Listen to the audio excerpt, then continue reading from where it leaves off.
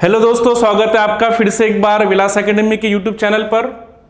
फिर से आज हम बात करेंगे एग्जाम की। आज हम लेंगे इलेक्ट्रोमैग्नेटिक इंडक्शन, जो कि काफ़ी इंपॉर्टेंट चैप्टर है और ये आपको देगा 7 मार्क। 7 मार्क्स के लिए इलेक्ट्रोमैग्नेटिक इंडक्शन चैप्टर आपको पूछा जाता है बोर्ड एग्जाम के अंदर में। आज हम देखेंगे इसके की पॉइंट्स। तो इलेक्ट्रोमैग्नेटिक इंडक्शन के अंदर में क्या इंपॉर्टेंट है ये हमने देखा था रेगुलर सेशन के अंदर में। Faraday's law,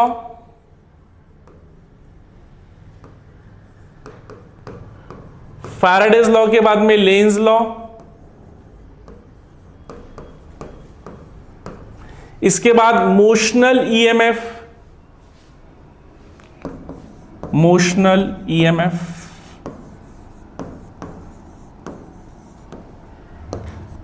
self and mutual induction,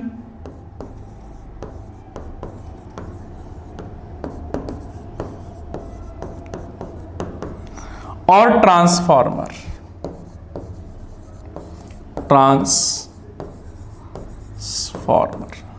These are the key points for this topic. Faraday's law, Lenz law के स्टेटमेंट पूछे जाते हैं। मोशनल ईएमएफ का डेरिवेशन पूछा जाता है, ट्रांसलेशनल और रोटेशनल का। सेल्फ और म्यूचुअल इंडक्शन का डेफिनेशन भी आता है और इसके डेरिवेशन भी आते हैं फॉर 2 मार्क्स। और ट्रांसफॉर्मर, ये बड़ा क्वेश्चन आता है फॉर 4 मार्क्स। और अगर बात करेंगे न्यूमेरिकल्स की, तो फैराडेज लॉ, लेंज लॉ पे प्रॉब्लम्स आते हैं। मोशनल ईएमएफ स्ट्रेट कंडक्टर के लिए E equals to BLV sine theta और E is equals to half B omega L square, ये दोनों फार्मूले पे प्रॉब्लम्स आते हैं। उसके बाद सेल्फ और म्यूचुअल इंडक्शन पे भी प्रॉब्लम्स आते हैं और ट्रांसफॉर्मर पे भी प्रॉब्लम्स आते हैं। मतलब डेरिवेशंस और डेफिनेशन के साथ साथ these are also important for problems.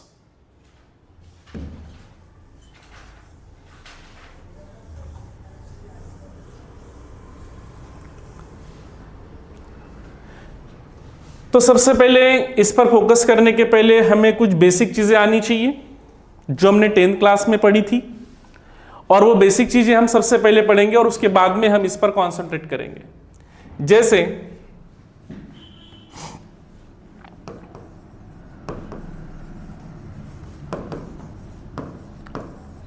Right hand rule, ये हमने पढ़ा था 10th क्लास में, 11th में भी था इसका बेसिक। ये अगर मान लो कोई कंडक्टर है और हमने अगर इसको राइट हैंड में पकड़ के रखा है कुछ इस तरीके से, this fingers are curled and the thumb is stretch along the length of a conductor.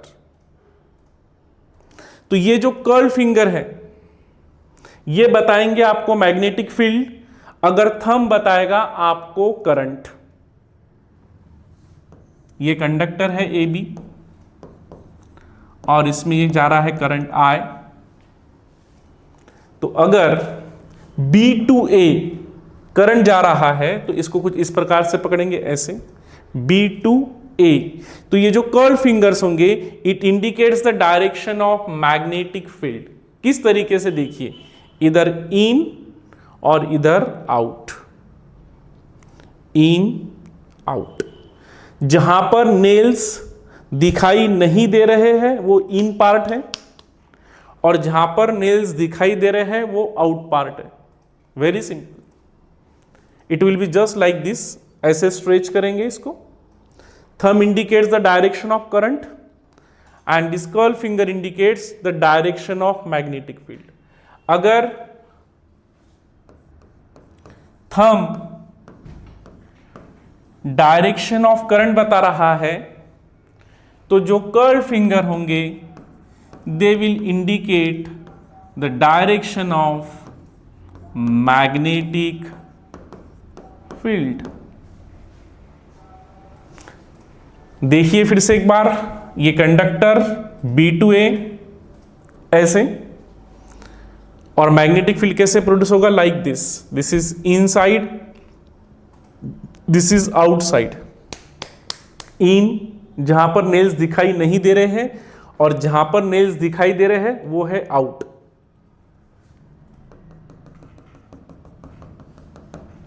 तो दिस इज इन। क्रॉस से बताते हैं हम, क्रॉस मतलब मैग्नेटिक फील्ड इज इनसाइड, अंदर की ओर जा रहा है। और डॉट मतलब magnetic field is outside, this is be in, magnetic field is inside, this is BO, magnetic field is outside, this is cross, this is dot।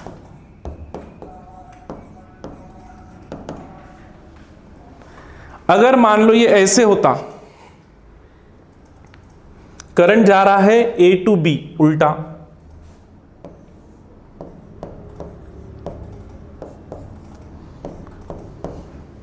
और थंब बता रहा है डायरेक्शन ऑफ करंट ऊपर से नीचे। तो ये जो कर्ल फिंगर्स है ये क्या बताते हैं आपको? Direction of magnetic field. क्या बताते हैं आपको? Direction of magnetic field. यहां पर नेल्स दिखाई नहीं दे रहे हैं, दिस इज इन पार्ट। यहां पे नेल्स दिखाई दे रहे हैं, दिस इज आउट पार्ट। तो यहां पर मैग्नेटिक फील्ड जाता अंदर से बाहर। Very simple. This is for only straight conductor, ये सिर्फ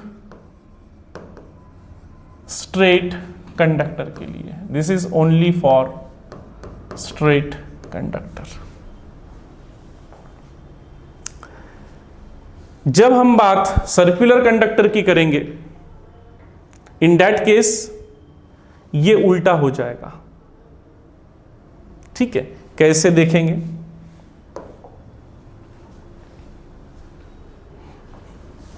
सबसे पहले देखिए ये मैग्नेट है, ठीक है, सिंपल बार मैग्नेट। और हम जानते हैं the strength of this magnet is concentrated at the पोल।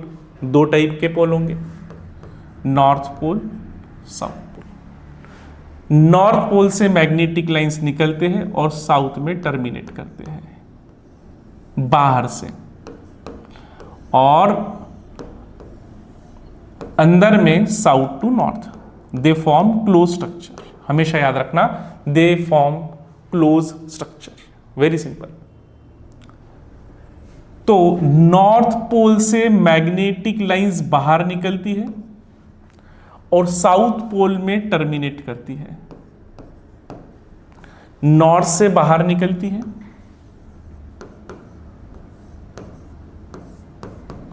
और साउथ में टर्मिनेट करती है, कुछ इस तरीके से। दे फॉर्म क्लोज लूप और क्लोज स्ट्रक्चर। यह है आपके पास में सर्कुलर कंडक्टर। अभी जैसे मैंने बताया था आपको कि यहां पर स्ट्रेट कंडक्टर में थंब क्या बताता है? करंट, और कर्ल फिंगर्स क्या बताते हैं? Magnetic field. इसके अंदर में उल्टा होगा, कर्ल फिंगर्स बताएंगे यहां पे करंट और थंब बताएगा यहां पे मैग्नेटिक फील्ड। कर्ल फिंगर बताएगा यहां पर करंट और थंब बताएगा यहां पे मैग्नेटिक फील्ड। देखिए कैसे, जैसे करंट ऐसे फ्लो रहा है कुछ क्लॉकवाइज डायरेक्शन में, आई क्लॉक, तो you have to rotate your fingers in the direction of this current. उंगलियां लेनी है और in the direction of current घुमानी है क्लॉकवाइज। तो thumb is going inside, thumb अंदर की ओर जा रहा है। देखिए inside means magnetic field is inside, मतलब करंट अगर क्लॉकवाइज जाता है तो मैग्नेटिक फील्ड कहां जाएगा? अंदर, इनसाइड द कॉइल। तो ये जो फेस है कॉइल का, ये कैसे एक्ट करेगा? कौन से पोल के अंदर में फील्ड जाता है या फील्ड लाइंस जाती है? साउथ के। तो ये बिहेव करेगा as a south. You can see the direction clockwise, you can see the direction clockwise. मतलब अगर कॉइल में क्लॉकवाइज करंट जा रहा है तो this face of the coil will be equivalent to south pole. Very simple. अगर हम इसी को उल्टा लें,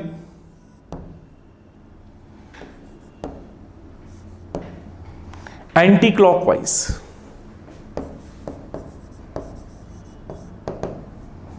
रोटेट करेंगे फिंगर्स को in the direction of current, तो थंब कहां जा रहा है? बाहर।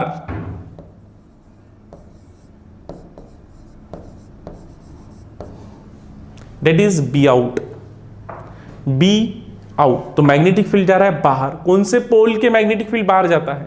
नॉर्थ के।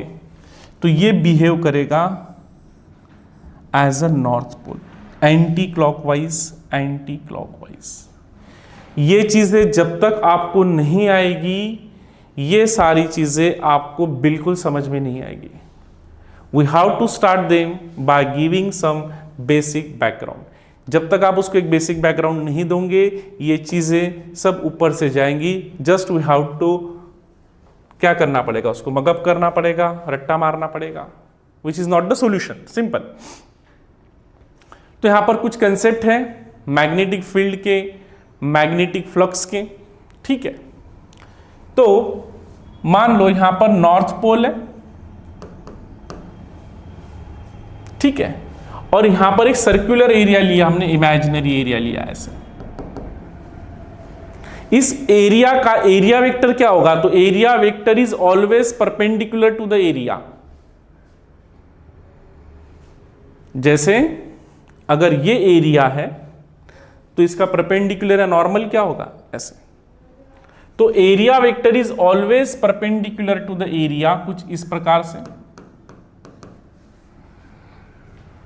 और ये जो फील्ड लाइंस है ये चीरते हुए यहां से जा रही है ऐसे।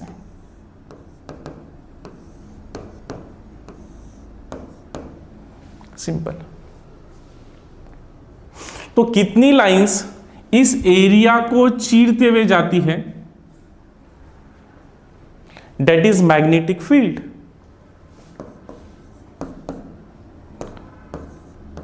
मैग्नेटिक लाइंस ऑफ फोर्सेस या मैग्नेटिक फ्लक्स कितनी इस एरिया को चीरते हुए जाती है? मतलब फ्लक्स पर unit area is magnetic field, जिसका यूनिट है टेस्ला। तो यहां से ये लाइंस बनेगा vector A dot vector B, जिसका आंसर आएगा ए बी कॉस थीटा। तो ज्यादा से ज्यादा लाइंस चीरते हुए कब जाएगी इस एरिया को? जब ये मैग्नेटिक लाइंस और इस एरिया वेक्टर के बीच का एंगल क्या होगा? 0, बिकॉज cos 0 इज 1 और cos 0 1 होगा तो phi इक्वल्स टू AB और ये होगा मैक्सिमम। और अगर ये लाइंस चीरते हुए नहीं जाती है एरिया को, मतलब एरिया ऐसा है और लाइंस ऐसी जा रही है, तो फील्ड की लाइंस बनेगी ऊपर और एरिया वेक्टर बनेगा कुछ ऐसा।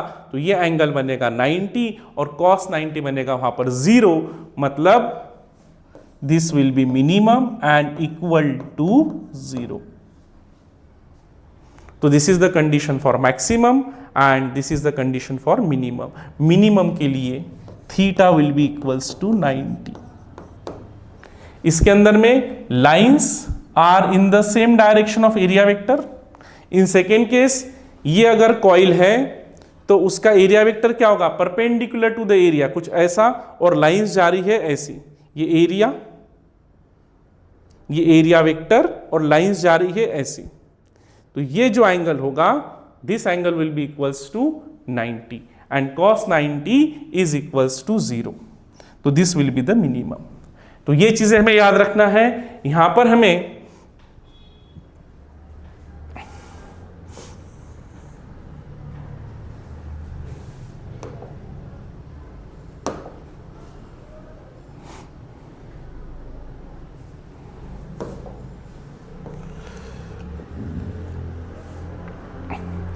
सबसे पहले ये फार्मूला याद रखना है, क्योंकि ये फार्मूला बेसिक है और इसको याद रखना है। हमेशा काम आएगा ये। फार्मूला भी पूछ सकता है आपको फॉर 1 मार्क्स, और मिनिमम और मैक्सिमम कंडीशन भी पूछ सकता है। उसके बाद में फैराडेज लॉ का स्टेटमेंट, इलेक्ट्रोमैग्नेटिक इंडक्शन के 2 लॉ, फैराडेज के first law second law, 2 marks question में आ सकता है ये अगर दोनों लॉ पूछेगा तो, या 1 मार्क के लिए पूछा जाएगा अगर ये सिंगल लॉ पूछता है तो। अगर सिंगल लॉ पूछेगा तो 1 मार्क के लिए, और अगर फैराडेज के दोनों लॉ पूछेगा तो फॉर 2 मार्क्स। सिमिलरली अगर ये लेंज लॉ पूछता है तो Lenz law will be of 1 mark.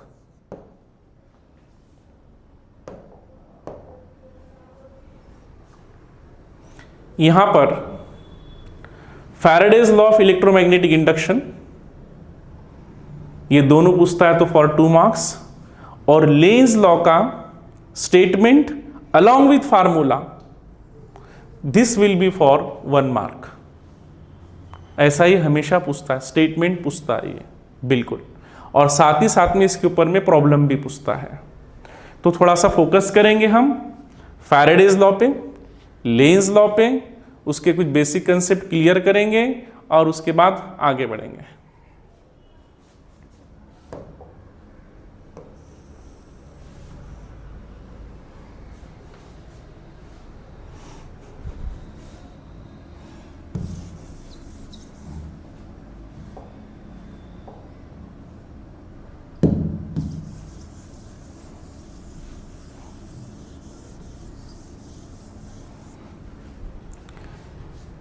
सबसे पहले माइकल फैराडे ने क्या किया, तो सिंपली एक मैग्नेट लिया, बार मैग्नेट, और एक कॉइल ली। तो कॉइल है यहां पे एक, हम इस हाथ पे कॉइल लेंगे, एक गैल्वेनोमीटर लगा दिया यहाँ पे to detect the presence of current, और यहां पर एक बार मैग्नेट को रखा जिसके 2 पोल होंगे, नॉर्थ और साउथ। और कुछ ऑब्जर्व किया कि कुछ होता है क्या, तो पता चला कि इस सेटअप के अंदर में कुछ भी नहीं हुआ। व्हाट डज इट मीन कि यहां पर उसको कुछ भी रीडिंग नहीं मिली इस गैल्वेनोमीटर की। ये क्या था, galvanometer. What is the function of this galvanometer? The function of galvanometer is to measure the presence of current. छोटा मोटा करंट को डिटेक्ट करने के लिए हम गैल्वेनोमीटर का इस्तेमाल करते हैं। तो कुछ भी नहीं हुआ, लेकिन वो साइंटिस्ट बाद में उसने क्या किया,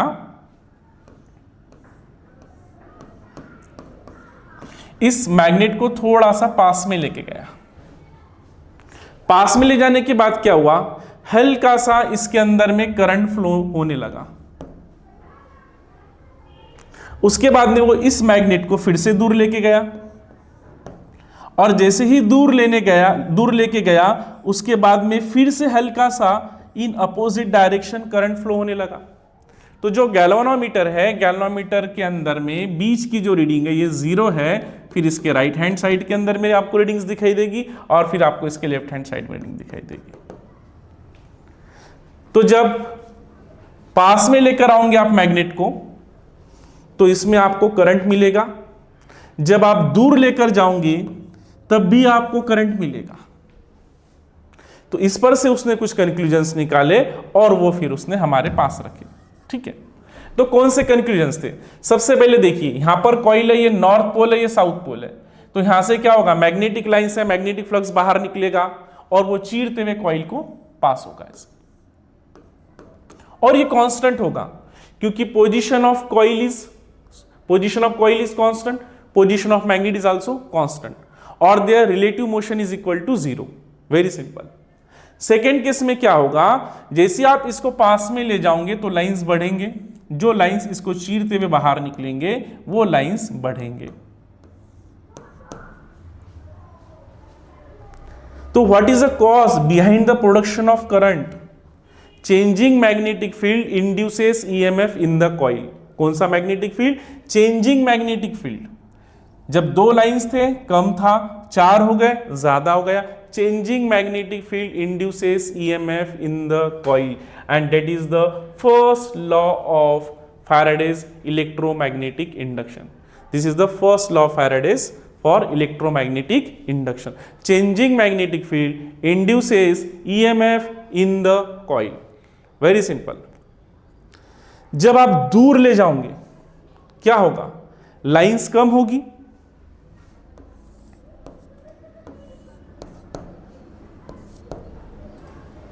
तो जब पास में लेकर आओगे आप मैग्नेट को तो मैग्नेटिक फील्ड बढ़ेगा. दूर ले जाओगे तो मैग्नेटिक फील्ड कम होगा. कौन सा मैग्नेटिक फील्ड बढ़ेगा या कौन सा मैग्नेटिक फील्ड कम होगा? जो इस कॉइल को चीरते हुए बाहर निकल रहा है. सिंपल. जो मैग्नेटिक फील्ड, जब लाइंस इसको चीरते हुए बाहर निकल रही है, उसका कॉन्सेंट्रेशन कम या ज्यादा होगा. जैसे पास में लाओगे तो बढ़ेगा, दूर ले जाओगे तो कम होगा. तो changing magnetic field induces EMF in the coil and that is the first law of electromagnetic induction by the Michael Faraday. Second उसने बताया कि जो भी इंड्यूस्ड ईएमएफ है it is directly proportional to rate of change of magnetic flux d phi by d t. जितना fast आप इसको change करोगे उतना ज्यादा से ज्यादा इसके अंदर में ईएमएफ इंड्यूस्ड होगा. और अगर आप उसको क्लोज पाथ दे दोगे तो वो उसके अंदर में करंट को सर्कुलेट करेगा. जैसे what is d phi? Phi 2 minus phi 1 upon d t. तो अब यहां पर देखिए फर्स्ट केस में phi 1 is equals to phi 2 because आपने मैग्नेट की पोजीशन को चेंज नहीं किया. तो that's why value of E will be equal to 0. Induced EMF क्या होगा? यहां पे 0 और यहां पर कोई करंट फ्लो नहीं होगा. तो इन फैक्ट जो आपको रीडिंग मिलेगी गैल्वेनोमीटर की, it will B at the centre. Second case में देखिए यहां पे 2 लाइन है, यहां पे 4 लाइन है, means this difference is positive. तो इसके अंदर में आपको एक डायरेक्शन के अंदर में करंट फ्लो मिलेगा. यहां पर देखिए इस केस के अंदर में यहां पे 4 था इनिशियली, फाइनली 2 हो गया, तो this subtraction will be negative. इसका मतलब जो प्रीवियसली करंट फ्लो हो रहा था उसके अपोजिट डायरेक्शन में इस सेटअप के अंदर में करंट फ्लो होगा. इसने डायरेक्शन नहीं बताया. डायरेक्शन बताने का काम किया था लेंज ने, और जो लॉ बनाया था वो था Lenz law. The direction of induced EMF is in such a way that it opposes the basic cause which is responsible for the production of it. जो भी डायरेक्शन ऑफ ईएमएफ इंड्यूस्ड होगी या जो भी करंट फ्लो होगा वो कुछ इस तरीके से होगा कि वो उस कॉज को ही खत्म कर देगा जिसने उसे बनाया. अब ऐसा कौन सा कॉज था जिसने उसे बनाया? तो वो था motion of the magnet. Basically हम यहां पर कर क्या रहे थे? हम मैग्नेट को मोशन दे रहे थे, मतलब मैकेनिकल एनर्जी, और इसमें करंट फ्लो हो रहा था, मतलब हम मैकेनिकल एनर्जी को इलेक्ट्रिकल एनर्जी में कन्वर्ट कर रहे थे. अब वो उस कॉज को ही अपोज करेगा जिसने उसे बनाया. तो वो कॉज कौन सा है? वो कॉज है मोशन ऑफ द मैग्नेट. वो इसको अपोज करेगा. अब इसको अपोज करेगा मतलब क्या? इसके अंदर में करंट कुछ इस तरीके से फ्लो होगा कि वो इसके मोशन को अपोज करेगा. और वो इसके मोशन को अपोज कब करेगा? जब यहां पर नॉर्थ पोल है तो यहां पर भी वो नॉर्थ पोल बनाएगा. दैट मीन्स वो अपोज करेगा. इनफैक्ट पास आता है तो आने नहीं देना है. तो यहां पर अगर नॉर्थ पोल बन रहा है, अगर आपको अपोज करना है तो यहां पर भी नॉर्थ पोल बनना चाहिए. और अभी हमने देखा था कि नॉर्थ पोल कब बनता है? जब करंट फ्लो होता है एंटी क्लॉकवाइज. तो जब करंट एंटी क्लॉकवाइज फ्लो होगा तब जाके वहां पे नॉर्थ पोल बनेगा.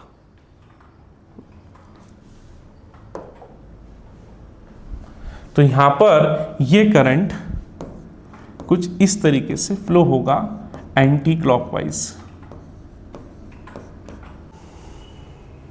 तो यहां पर भी हमें लेंज लॉ लगाना पड़ेगा to find out the direction of current in this. तो यहां पर भी सेम फंडा होगा.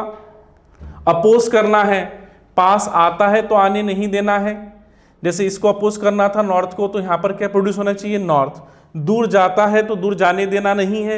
यहां पर देखिए नॉर्थ है, इसको दूर नहीं जाने देना है, मतलब अट्रैक्ट करना है, तो यहां पर क्या बनना चाहिए, साउथ। और साउथ कब बनता है, जब करंट कैसे फ्लो होता है, क्लॉकवाइज। सिंपली हमने देखा था। नॉर्थ कब बनता है, जब करंट फ्लो होता है एंटी क्लॉकवाइज। और साउथ कब बनता है, साउथ बनता है जब करंट फ्लो होता है क्लॉकवाइज। तो इसके अंदर में जो करंट फ्लो होगा वो होगा क्लॉकवाइज।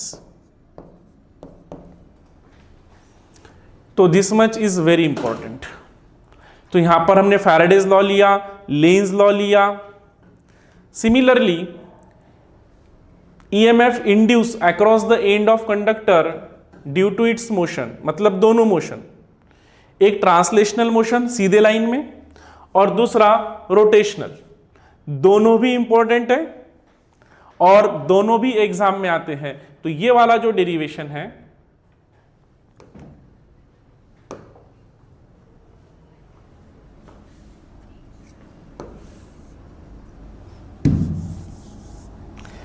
ये वाला जो डेरिवेशन है, this is important for 2 marks. EMF induce across the end of conductor due to its motion. इसका मतलब क्या हुआ, इसका मतलब ये हुआ कि अगर हम मैग्नेटिक फील्ड के अंदर में किसी कंडक्टर को ले जाते हैं ट्रांसलेशनल मोशन से या फिर रोटरी मोशन से, दोनों ही केस में उसमें EMF इंड्यूस होगा। अगर हम ट्रांसलेशनल से ले जाते हैं तो उसका फार्मूला बनता है E = BLV मैक्सिमम के लिए, और उसके बाद में अगर हम उसको रोटेट करते हैं तो इट विल बी ½ BωL²। और उसके जो डिफरेंट फॉर्म्स है ये, इसके ऊपर में प्रॉब्लम्स आते हैं। जैसे इंड्यूस करंट निकालने के लिए पूछता है, जिस पे हम प्रॉब्लम्स लेंगे। Magnetic force on a conductor के लिए पूछता है, पावर डिसिपेटेड के लिए पूछता है, या फिर इलेक्ट्रिकल पावर वगैरह के लिए तो नहीं आता, सेम फार्मूला है, कोई प्रॉब्लम नहीं। तो 1, 2 और 3 इसके ऊपर में प्रॉब्लम पूछे जाते हैं, इस पर भी प्रॉब्लम पूछे जाते हैं। तो this is important for problem, this is important for problem या फिर 2 मार्क का डेरिवेशन। प्रॉब्लम भी आता है इसमें और 2 मार्क के लिए डेरिवेशन भी आता है। इसके ऊपर में डेरिवेशन आता है 2 मार्क का, या फिर इस पे भी प्रॉब्लम्स आता है फॉर 2 मार्क्स। और ये वाला जो पार्ट है, magnetic force on a conductor, induced current और पावर डिसिपेटेड, इसके ऊपर में सिर्फ प्रॉब्लम पूछे जाते हैं, उतने ज्यादा कोई खास डेरिवेशन पर वो डिस्कशन नहीं करता है। तो थोड़ा सा ये कंसेप्ट देखेंगे हम। इसके अंदर में और बेसिक है फ्लेमिंग का right hand rule.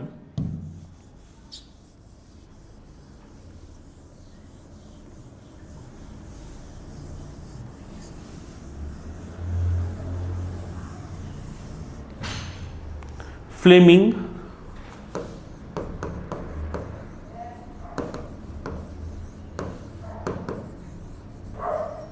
Right hand rule.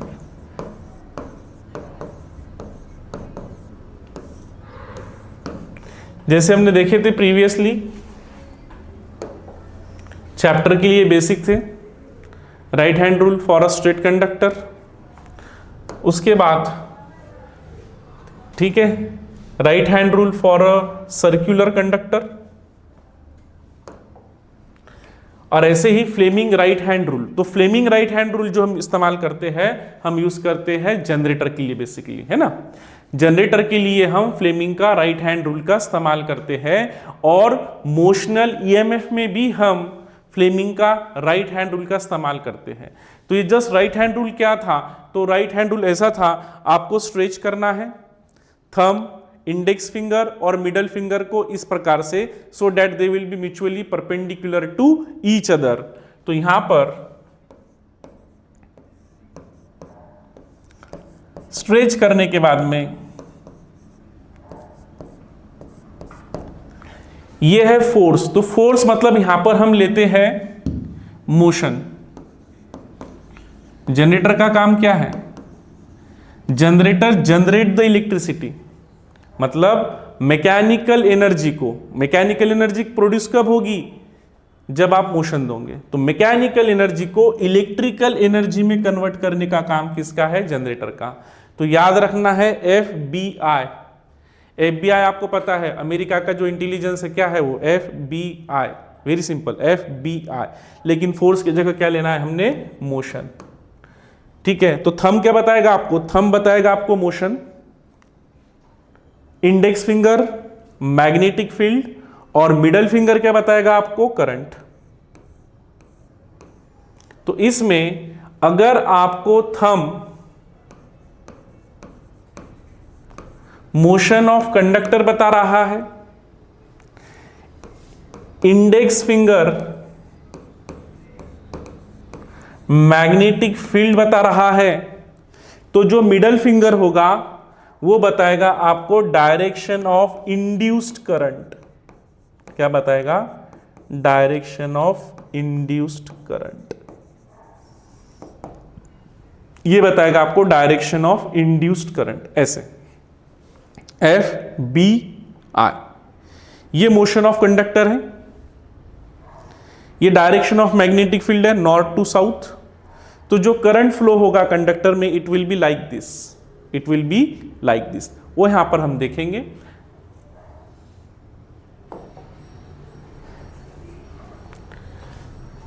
यहां पर देखिए, ये नॉर्थ है और ये साउथ है।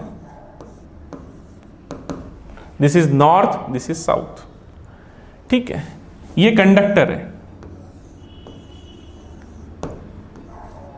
कंडक्टर को हम ले जा रहे हैं ऊपर।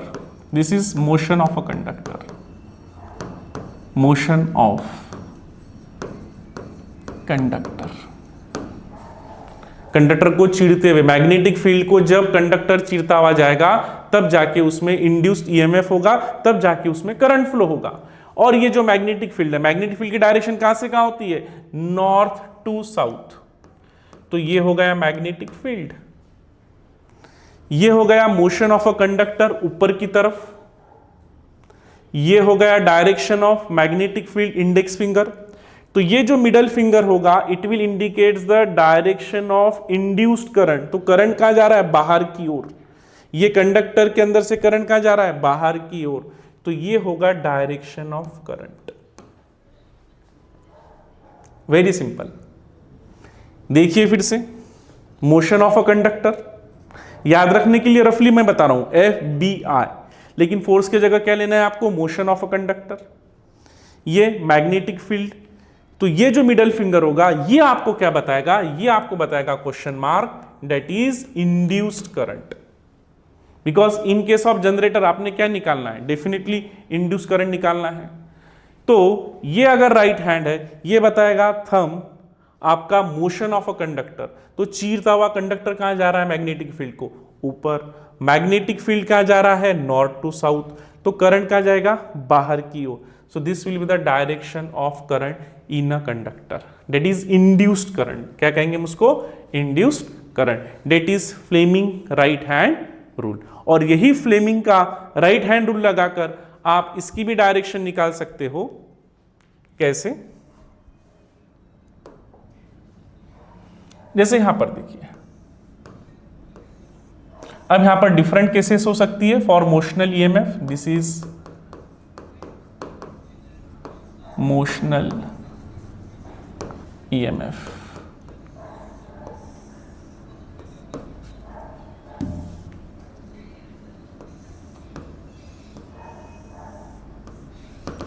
एक ये U फ्रेम है यहां पर, और यहां पर ये कंडक्टर है। आप कंडक्टर को आगे पीछे ले जा सकते हो इन मैग्नेटिक फील्ड, और यहां पर ये मैग्नेटिक फील्ड क्रॉस से बताया हुआ है। मैग्नेटिक फील्ड कैसे बताया है, क्रॉस से। तो आप मैग्नेटिक फील्ड क्रॉस से लेते हो, मतलब magnetic field is inside. Magnetic field कहां जा रहा है, अंदर, मतलब आ कहां से रहा है, बाहर से। इधर नॉर्थ होगा, इधर साउथ, तो मैग्नेटिक फील्ड आ रहा है नॉर्थ टू साउथ, ऐसे। That's why it is indicated by cross line, ऐसे। ये डॉट भी हो सकता है, हमारे ऊपर डिपेंड है। आप इसको बाहर भी ले जा सकते हो या फिर आप इसको अंदर भी ले जा सकते हो, बस इसने सिर्फ मैग्नेटिक फील्ड को चीरते हुए जाना चाहिए, so that current will be induced in it. अगर इसमें करंट इंड्यूस हो जाएगा इस कंडक्टर ए बी में, तो ये किस तरीके से बिहेव करेगा, it will just behave like a battery या सेल। सेल के अंदर में क्या होता है, we are having the two terminal, one is positive other is negative. तो यहां पर अगर मान लो एक बल्ब है, तो पॉजिटिव टर्मिनल एक साइड से जुड़ा होगा, निगेटिव टर्मिनल एक साइड से जुड़ा होगा और इसमें करंट फ्लो हुआ होगा। तो आपको क्या करना है, आपको इसके अंदर में करंट को क्या करवाना है, इंड्यूस करवाना है, ताकि ये रॉड किस तरीके से बिहेव करे, एज अ बैटरी। मतलब अगर आप यहां पे कोई बल्ब जोड़ दोगे, तो जब ये मोशन करेगा conductor, at that time this bulb will start glowing.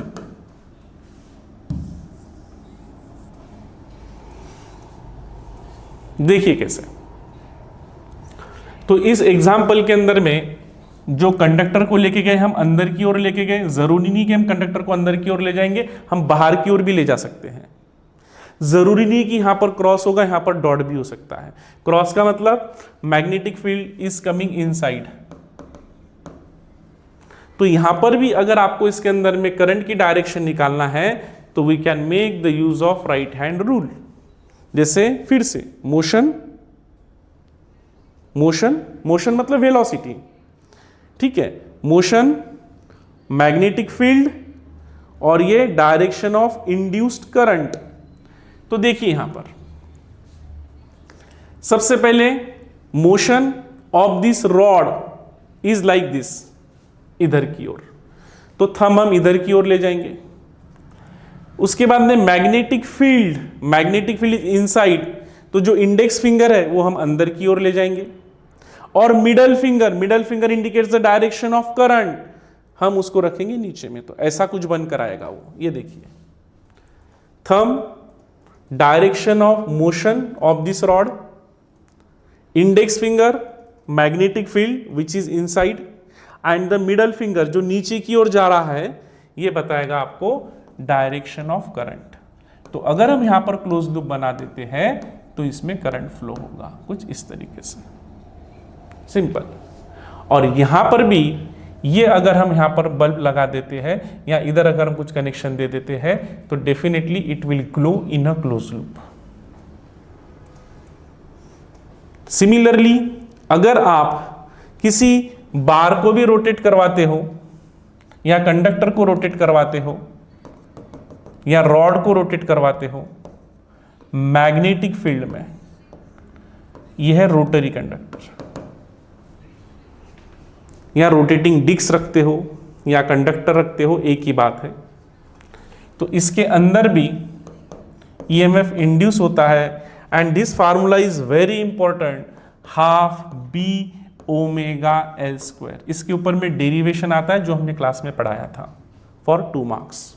I already told you this will be the derivation for 2 marks, E equals to BLV, E equals to half B omega L square for rotating disc or for rotating rod. This will be the derivation for 2 marks.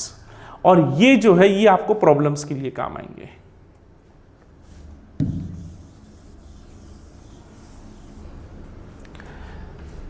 अभी problems के लिए कैसे काम आएंगे, तो first for a straight conductor translational motion देना है आपको। ये कंडक्टर है, इसको ट्रांसलेशनल मोशन देना है, E equals to B L V sine theta या E equals to B L V. अगर थीटा को हम 90 लेते हैं तो साइन 90 कितना होगा 1, तो E will be maximum, E will be equals to B L V, ठीक है। अगर हमें करंट चाहिए तो E equals to I R, Ohm's law लगा देंगे, बी एल वी, और इसमें से हम निकाल लेंगे I equals to B L V divided by R, ठीक है। ये हो गया दूसरा। तीसरा magnetic force on a conductor, तो हम ये भी जानते हैं magnetic force on a conductor का फार्मूला है बिल, ठीक है। तो इस बिल के अंदर में क्या करेंगे, हम I को पुटअप कर देंगे,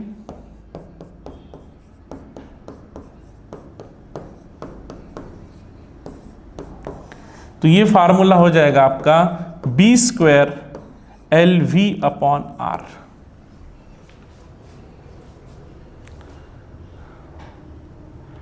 B L V by R into L रह गया था हमारा यहां पे, into L, so this L will be L, L square.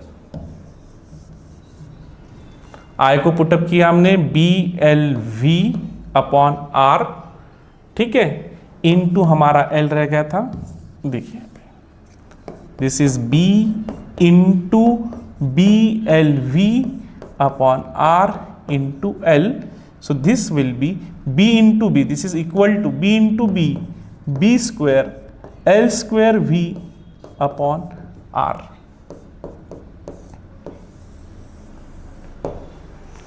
और अगर आपको पावर निकालनी है तो power equal to force into velocity. तो अगर मैं इसको वेलोसिटी से मल्टीप्लाई कर देता हूं, दिस इज फोर्स, फोर्स को अगर मैं v से मल्टीप्लाई कर देता हूं तो ये ऑलरेडी बना है B square L square v into V, V square upon R, that is B L V bracket square. What is B L V? E, induced EMF, तो P equal to E square by R. तो ये जो फार्मूले है ये काफी important है और इस पे न्यूमेरिकल्स बनेंगे आपके।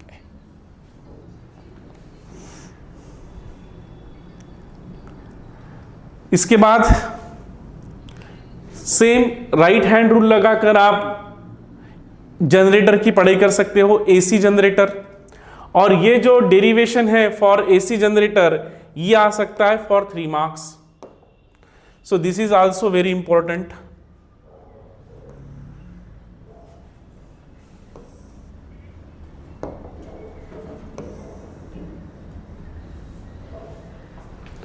This is important. Method of generating the induced EMF, क्या कर रहे हो आप? कॉइल को रोटेट कर रहे हो मैग्नेटिक फील्ड के अंदर में, और इससे हमने डेरिवेशन बनाया था, आपको याद होगा, है ना, E equal to E naught sine theta या E equals to E naught sine omega T. इसके ऊपर में हमने डेरिवेशन बनाया था, ग्राफ बनाया था। तो इसका डायग्राम, डेरिवेशन और graph, this is important question for 3 to 4 marks. This is very important. 3 और 4 मार्क्स के लिए ये डेरिवेशन आपको एग्जाम में दिख सकता है। ईडी करंट का डेफिनेशन पूछता है वो 1 मार्क के लिए। Circulating current induced within a conductor when it is exposed to the magnetic field और चेंजिंग मैग्नेटिक फील्ड। तो this will be the definition for 1 mark.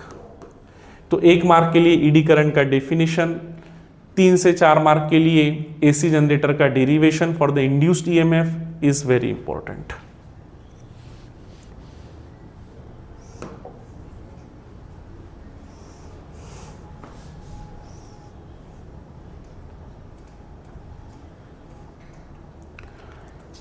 उसके बाद सेल्फ इंडक्शन, म्यूचुअल इंडक्शन, उसके डेरिवेशंस, उसके definitions important है exam के लिए।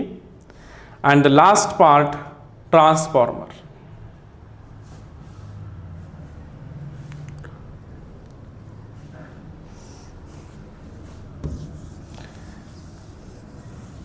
आपको ये समझ में आना चाहिए कि कहां पर डेफिनेशन प्रिपेयर करना है, कहां पर डेरिवेशन प्रिपेयर करना है, कहां पर प्रॉब्लम्स को प्रिपेयर करना है, इतना हमें आना चाहिए। सेल्फ इंडक्शन, म्यूचुअल इंडक्शन और transformer, these are very very important. ठीक है, सबसे पहले सेल्फ इंडक्शन किसे कहेंगे? तो कोई जनरल एग्जांपल लेते हैं। अगर मैं पढ़ाई नहीं कर रहा हूं और मेरा लॉस हो रहा है तो डेट इज अ सेल्फ, ठीक है। लेकिन किसी के डिस्टर्बेंस की वजह से अगर मेरी पढ़ाई नहीं हो रही है तो it is a mutual induction. जैसे आप पढ़ाई करने के लिए बैठे और किसी की बारात जा रही है, बैंड बाजा वगैरह बज रहा है, आपका एग्जाम का टाइम पीरियड है, तो you are getting disturb due to them, तो that is what? Mutual induction. ठीक है, जैसे अगर क्रूड ऑयल के अगर रेट बढ़ते हैं तो इंडिया के अंदर में सब्जी के भी रेट बढ़ते हैं, डेट इज म्यूचुअल इंडक्शन। एक का असर दूसरे पर मीन्स म्यूचुअल, खुद का असर खुद पर, डेट इज सेल्फ। तो तो सबसे पहले तो इंडक्शन क्या होता है, व्हाट इज इंडक्शन? तो induction is opposition to the change in current. Resistance में और इंडक्टर में क्या फर्क है? Opposition to change in current. Current बढ़ता है तो बढ़ने देना नहीं है, और अगर कम होता है तो कम होने देना नहीं है।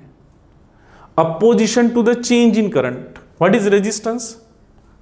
Opposition to the flow of current. Current के फ्लो को अपोज करना इज अ रेजिस्टेंस। ठीक है। और what about this inductance? What is inductance? It is a property to oppose the change in current. What is resistance? What is resistance? Resistance is opposition to the flow of current. What is inductance? It is a property to oppose the change in current. Current को change होने नहीं देना है। तो resistance क्या property है? Current को oppose करने की। और इंडक्टेंस क्या प्रॉपर्टी है?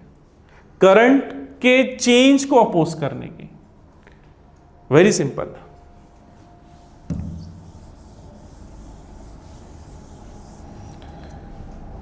तो यहां पे सेल्फ इंडक्शन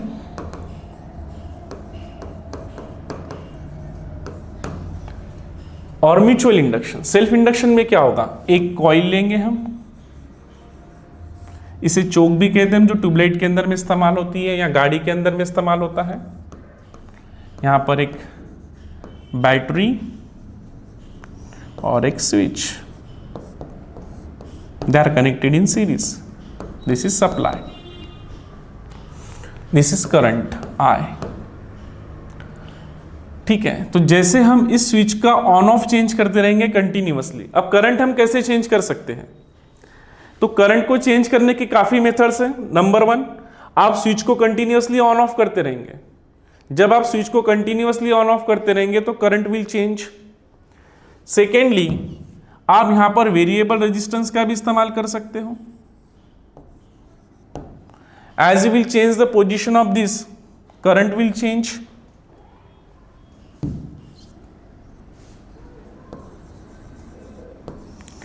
बस आपको कांस्टेंट करंट नहीं देना है। ठीक है, क्योंकि ये बैटरी है, ये डीसी बैटरी है। डीसी बैटरी क्या करती है? कांस्टेंट करंट देती है। तो हमको करंट को कांस्टेंट नहीं रखना है। और जब हमें करंट को कांस्टेंट ही नहीं रखना है तो in that case what we have to do? In that case हमको कंटिन्यूअसली इसको पोजीशन को चेंज करना है। कंटिन्यूअसली हमें इसको ऑन ऑफ करना है। और जब हम इसको कंटिन्यूअसली ऑन ऑफ करेंगे, इन that case current will change. Very simple. अगर करंट चेंज होगा तो इसके अंदर में जो फील्ड लाइंस बनेगी, जो मैग्नेटिक फ्लक्स प्रोड्यूस होगा, वो भी चेंज होगा। और ये होगा इसके directly proportional.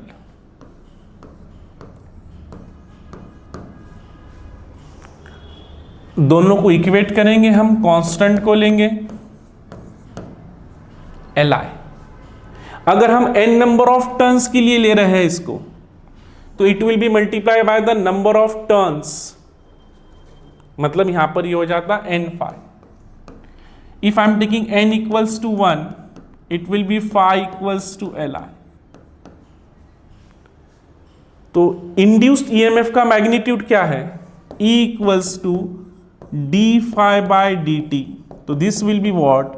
d by dt of Li।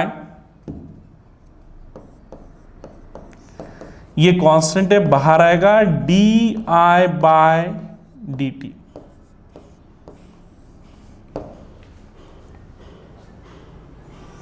ठीक है।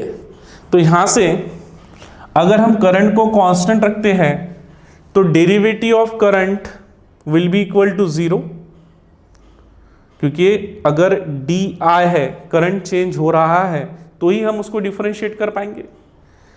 अगर करंट मैक्सिमम हो गया या करंट कांस्टेंट हो गया तो derivative of constant is 0, so induced EMF will be equal to 0।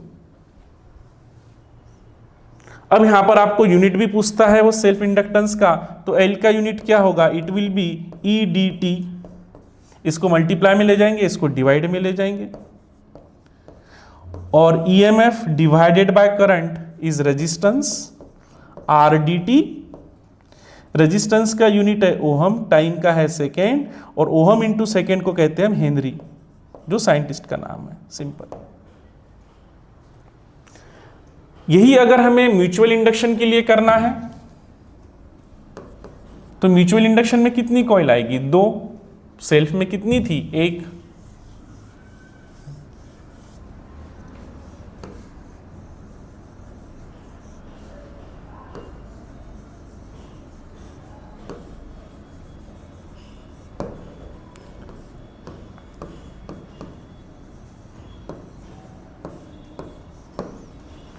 दो कॉइल है, this is primary, this is secondary, ठीक है। ये है प्राइमरी का करंट, इसकी पोजीशन चेंज करने से कंटिन्यूअसली करंट चेंज होगा, करंट वेरी होगा। करंट वेरी होने की वजह से इसकी जो फील्ड लाइंस है या जो प्राइमरी फ्लक्स है वो चेंज होगा। ये लाइंस यहां से यहां जाएगी, ये चेंज होगी सेकेंडरी पे, और changing magnetic field induces EMF in the coil. यहां पर ईएमएफ इंड्यूस होगा और वो इसमें करंट को सर्कुलेट करेगा, और ये बनेगा सेकेंडरी का current. And that is a working principle of transformer. यही ट्रांसफार्मर का वर्किंग प्रिंसिपल है। This is the working principle of transformer, ठीक है। तो यहां पर फ्लक्स किसका चेंज होगा, सेकेंडरी का, जब करंट किसका चेंज होगा, प्राइमरी का। यहां पर 2 कॉइल है तो कांस्टेंट ऑफ म्यूचुअल इंडक्शन लेंगे हम। नंबर ऑफ टर्न्स को हमने 1 लिया तो 1 multiply by this will be equal to this, तो यहां पर हम चेंज करते जाएंगे।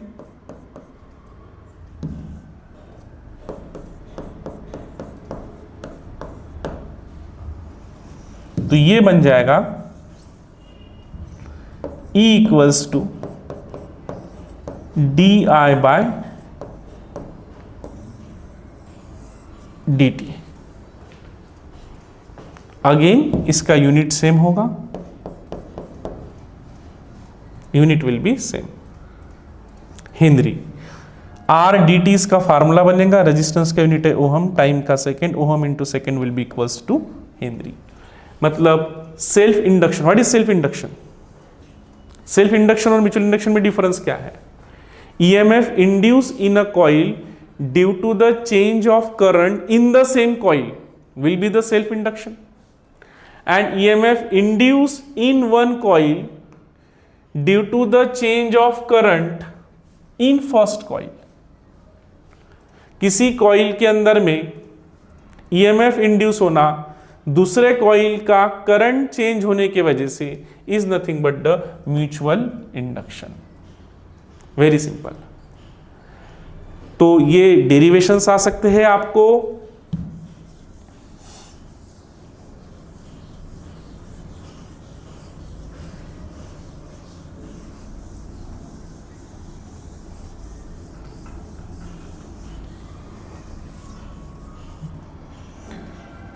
तो ट्रांसफार्मर का वर्किंग प्रिंसिपल भी मैंने आपको बताया। अभी ट्रांसफार्मर पे न्यूमेरिकल्स भी आते हैं,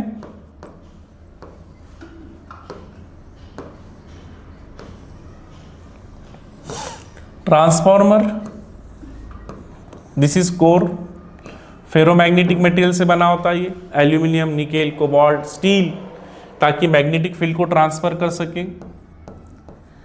यहां पर primary winding, secondary winding, primary को सप्लाई देते हो यहाँ पे, और ये होता है इधर में सेकेंडरी पे हम लगाते हैं load. What is the function of transformer? This may be the question for 1 mark. It converts AC into AC, बड़े एसी को छोटे एसी में कन्वर्ट करता है, या फिर छोटे एसी को बड़े एसी में कन्वर्ट करता है। छोटे एसी को बड़े एसी में कन्वर्ट करता है, या फिर बड़े एसी को छोटे एसी के अंदर में ये कन्वर्ट करता है। ये है प्राइमरी, ये सेकेंडरी। यहां पर प्राइमरी के टर्न्स एनपी, सेकेंडरी के टर्न्स एनएस, उसके बाद में प्राइमरी का वोल्टेज ईपी, सेकेंडरी का ईएस,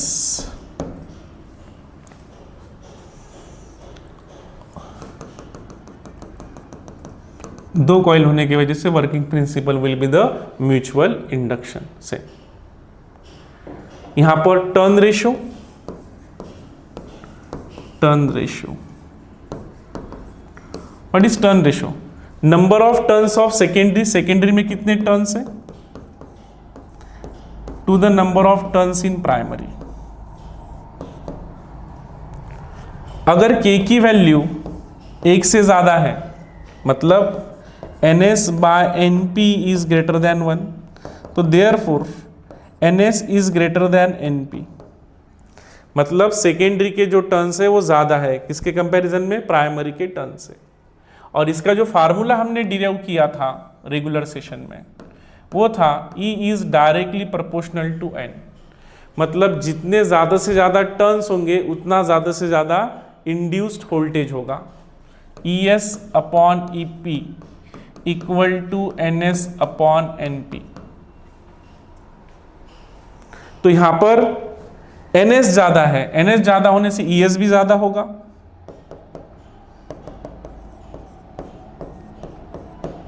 इसका मतलब हुआ सेकेंडरी का वोल्टेज ज्यादा होगा क्योंकि इसके टर्न्स ज्यादा है, और प्राइमरी के टर्न्स, ये प्राइमरी और ये सेकेंडरी, प्राइमरी के टर्न्स कम है तो प्राइमरी का वोल्टेज भी कम होगा, सेकेंडरी के टर्न्स ज्यादा है तो उसका वोल्टेज भी ज्यादा होगा। मतलब ये कर रहा है स्टेप अप, वोल्टेज को क्या कर रहा है, ये स्टेप अप। तो what is the function of turn ratio? ये बताता है आपको टाइप ऑफ ट्रांसफॉर्मर। क्या बताता है आपको? Type of transformer, whether it is step up और whether it is step down. ठीक है, अगर यहां पर सेकेंड केस में k इज लेस देन 1 होता तो ये क्या होता, ns upon np less than 1। मतलब यहां पर प्राइमरी के टर्न ज्यादा होते,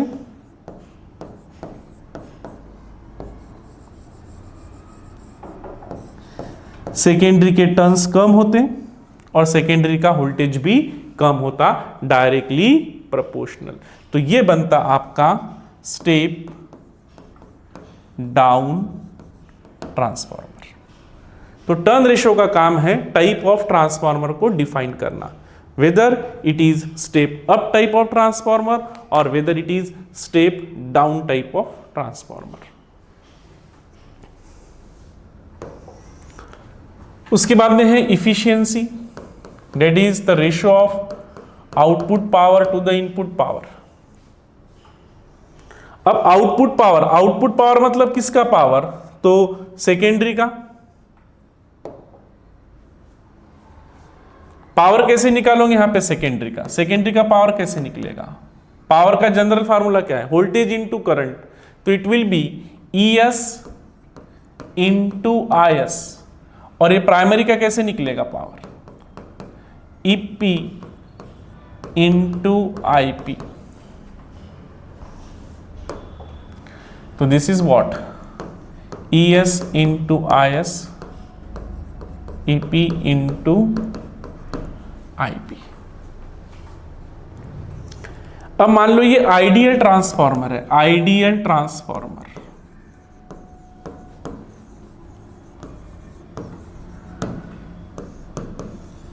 आइडियल ट्रांसफार्मर है। आइडियल ट्रांसफार्मर किसको बोलेंगे, जो पूरा का पूरा एनर्जी लेगा प्राइमरी से और जाके सेकेंडरी पर दे देगा विदाउट एनी कंजम्पशन, जो गर्म नहीं होगा, मतलब जिसके अंदर में ईडी करंट लॉसेस नहीं होंगे, हीट नहीं होगा, जिसके अंदर में किसी प्रकार का कोई फ्लक्स लीक नहीं होगा, जिसकी इफिशियंसी 100% होगी, जिसका इनपुट पावर और आउटपुट पावर सेम होगा, ऐसे ट्रांसफार्मर को हम बोलेंगे आइडियल ट्रांसफार्मर। और ये आपका बन जाता है 1 मार्क का question. This will be the question for 1 mark. What is ideal transformer? Ideal transformer is a transformer having the efficiency equal to 100%। अगर मैं इसको यहाँ पर 100% कर देता हूँ तो it will be 100/100, answer will be 1। और ये जैसे ही यहाँ पर 1 आ जाता है, ES into IS equal to EP into IP। So this will be ES upon EP is equal to IP upon IS। मतलब इसके अंदर में वोल्टेज और करंट है इनवर्सली प्रोपोर्शनल। वोल्टेज और करंट इसमें है inversely proportional to each other. मतलब ये है नॉन ओहमिक, ये ओम्स की बातों को नहीं मानता, क्योंकि ओम्स लॉ क्या कहता है? Directly proportional. ओम्स लॉ क्या कहता है? Directly proportional. और ये है इनवर्सली प्रोपोर्शनल। तो फर्स्ट हमारा इक्वेशन आता ES upon EP equal to NS upon NP। और यहां पर ये बना है, दोनों को हम कंबाइन कर देंगे, it will be ES upon EP equal to NS upon NP equal to IP upon IS।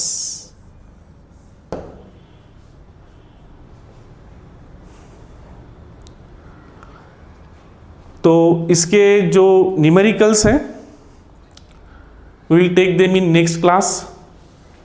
Next class में हम इसके न्यूमेरिकल्स को कंटिन्यू करेंगे और उसके बाद में जो बचे हुए टॉपिक्स हैं हम उसको लेंगे। तो बस आपको डेटा से ये एनालाइज करना है कि डेफिनेशन किसकी करनी है, डायग्राम किसकी याद रखनी है, लॉ कौन सा याद रखना है, प्रिंसिपल कौन सा याद रखना है, डेरिवेशन कौन सा इंपॉर्टेंट है, और डेरिवेशन कौन सा कितने मार्क के लिए प्रिपेयर करना है और कितना एग्जाम में अकॉर्डिंगली लिखना है, दैट इज आल्सो इंपॉर्टेंट। और प्रॉब्लम्स कौन से टॉपिक के करने हैं, ये चीजें आपको याद रखनी है। और की पॉइंट्स जैसे मैंने आपको स्टार्टिंग में बताया था, फैराडेज लॉ करना है, लेंज लॉ करना है, मोशनल ईएमएफ करना है, उसके बाद में ईडी करंट की डेफिनेशन हो गई, एसी जनरेटर का डेरिवेशन हो गया, सेल्फ इंडक्टेंस म्यूचुअल इंडक्टेंस के डेरिवेशंस हो गए, और एट लास्ट ट्रांसफार्मर का जो डेरिवेशन है वो काफ़ी इंपॉर्टेंट है। उसके ऊपर में प्रॉब्लम भी आ सकता है या वो डेरिवेशन भी आ सकता है।